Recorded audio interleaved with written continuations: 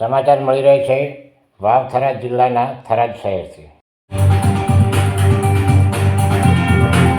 ગુજરાત સરકાર તરફથી વાવ થરાદ જિલ્લાને પોલીસ ઉપયોગી મળ્યા છે નવા વાહનો।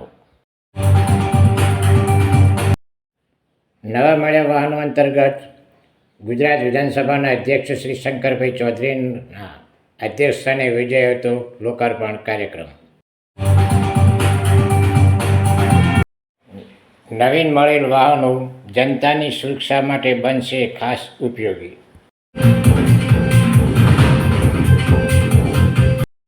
અધ્યક્ષશ્રીએ તેમજ રાજકીય આગેવાનોએ લીલી ઝંડી આપીને નવીન વાહનો જાહેર જનતા માટે કર્યા સમર્પિત।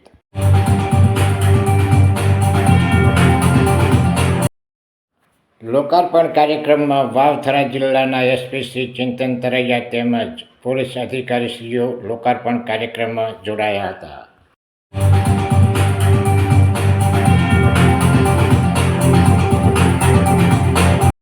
થરાદ ખાતે યોજાયેલ આ લોકાર્પણ કાર્યક્રમમાં મોટી સંખ્યામાં લોકો હાજર રહી અને લોકાર્પણ કાર્યક્રમના સહભાગી બન્યા હતા અને દરેકને એક આનંદની લાગણી જોવા મળી હતી।